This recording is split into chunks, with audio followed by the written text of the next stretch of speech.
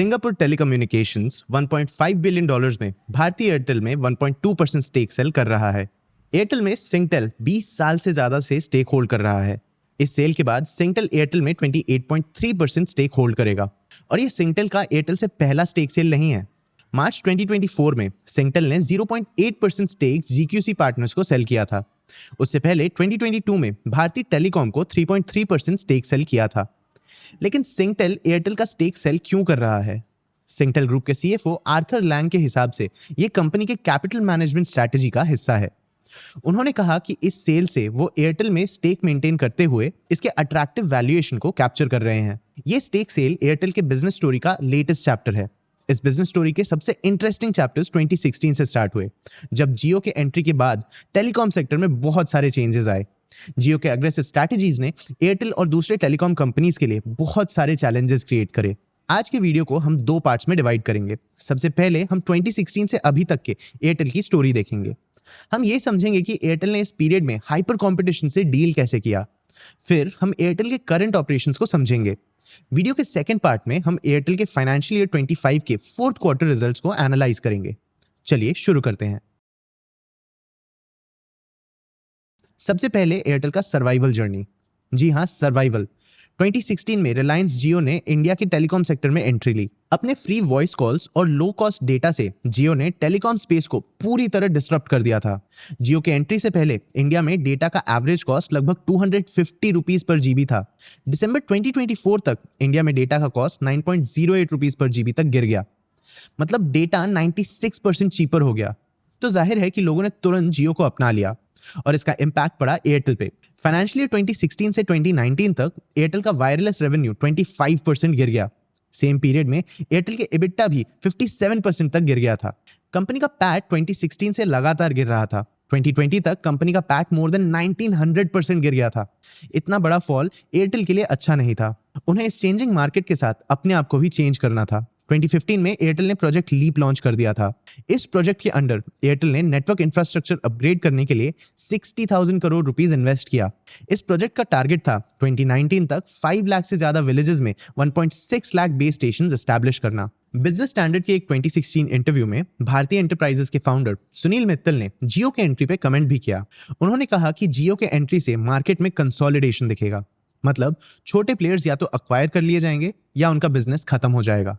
अब जब एक तरफ जियो मास को टारगेट कर रहा था, दूसरी तरफ एयरटेल ने प्रीमियमाइजेशन पे फोकस बढ़ाया।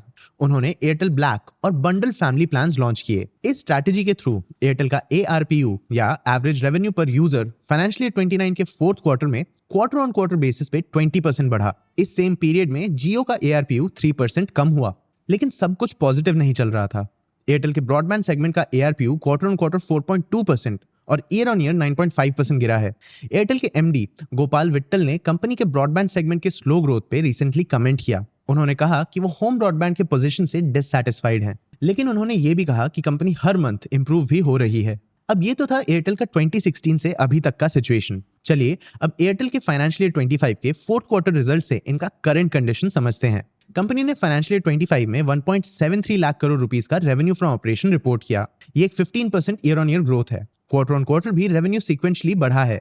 फाइनेंशियल ईयर 25 के फर्स्ट क्वार्टर में एयरटेल का रेवेन्यू लगभग 38,000 करोड़ रुपीस था। ये फोर्थ क्वार्टर तक मोर देन 47,000 करोड़ रुपीस तक पहुंच गया। ये एक 24% का रेवेन्यू ग्रोथ है। रेवेन्यू के बाद कंपनी के ऑपरेशनल एफिशिएंसी को समझते हैं। फाइनेंशियल ईयर 25 में एयरटेल का एबिटा मार्जिन 51.4% था। ये एक 380 बेसिस पॉइंट्स का ईयर ऑन ईयर इंक्रीज है। अगर सिक्वेंशियल एबिटा मार्जिन देखें तो कंपनी का एबिटा मार्जिन फर्स्ट क्वार्टर में 48.4% था। फोर्थ क्वार्टर तक ये नंबर 50.9% तक बढ़ गया। और इस रेवेन्यू और मार्जिन ग्रोथ का रीजन एक्सपेंस ऑप्टिमाइजेशन। कंपनी ने एक वॉर ऑन वेस्ट नाम का कैंपेन स्टार्ट किया है। इस कैंपेन के थ्रू एयरटेल ने 2,200 करोड़ रुपीस का नेटवर्क ऑप्टिमाइजेशन एक्सपेंस कम किया। ये कॉस्ट रिडक्शन उन्होंने केपेक्स रिड्यूस करके किया। एयरटेल का रूरल एरियाज में 5G roll out almost complete हो चुका है। कंपनी अब बस मध्य प्रदेश, महाराष्ट्र और गुजरात जैसे स्पेसिफिक एरियाज में एक्सपेंशन पे फोकस करेगा। इससे कंपनी अपना केपेक्स कंट्रोल कर पाएगा और अपना कैश रिचनेस भी मेंटेन कर पाएगा। इस कैंपेन से फाइनेंशियल ईयर 25 में कंपनी का operating free cash flow 51,005 crore rupees हो गया। ये एक 74% का ईयर ऑन ईयर ग्रोथ है। चलिए अब बात करते हैं ARPU या एवरेज रेवेन्यू पर यूजर की। ये टेलीकॉम कंपनीज के लिए एक बहुत इंपॉर्टेंट मेट्रिक होता है। एयरटेल का ARPU इंडियन टेलीकॉम इंडस्ट्री में हाईएस्ट है, 245 रुपीज, लेकिन ये फिर भी सफिशिएंट नहीं है। कंपनी ने एयरटेल का ARPU टारगेट 300 रुपीज पे सेट किया है।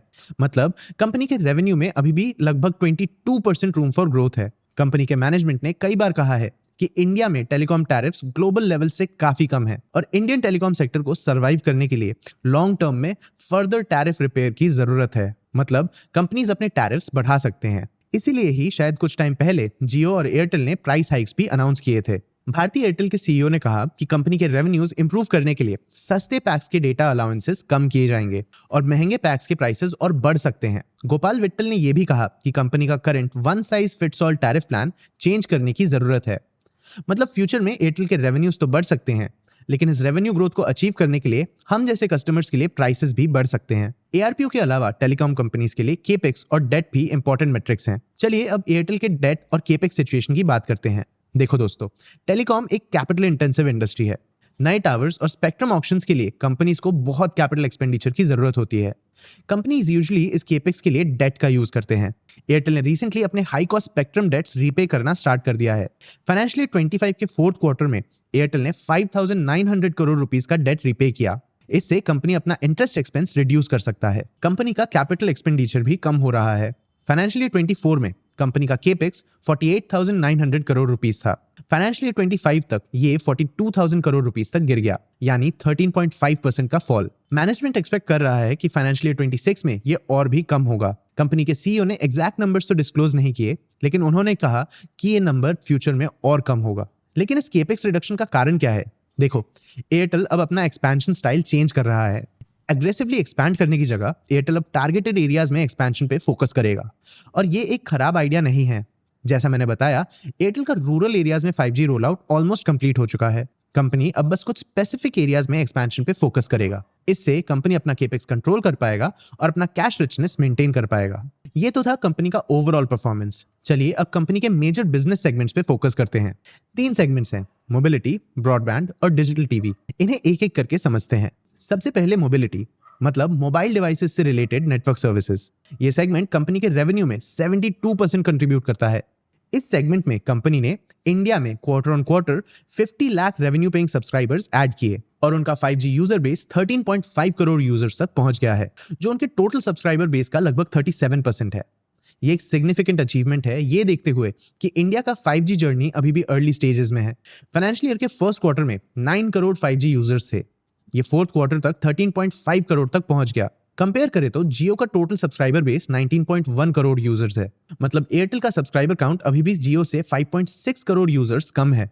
मैनेजमेंट ने एयरटेल के ग्रोथ पोटेंशियल का एक और रीजन दिया है। उनके हिसाब से टोटल न्यू शिप्ड स्मार्टफोन्स में 85% 5G एनेबल्ड हैं। मतलब इंक्रीज अडॉप्शन के थ्रू एयरटेल के पास 5G स्पेस में ग्रोथ अपॉर्चुनिटी भी है। अब चलिए एयरटेल का होम सर्विसेज सेगमेंट एक्सप्लोर करते हैं। ये सेगमेंट कंपनी के रेवेन्यू में 4% कंट्रीब्यूट करता है। फाइनेंशियल ईयर 25 के फोर्थ क्वार्टर में एयरटेल ने 8.1 लाख FTTH या fibre to the home subscribers add किए। ये एक 8.8% का ग्रोथ है। एयरटेल ने अपना फुटप्रिंट 2500 सिटीज तक एक्सपैंड कर लिया है। कंपनी का मैनेजमेंट फ्यूचर में और ज्यादा एडिशंस एक्सपेक्ट कर रहा है।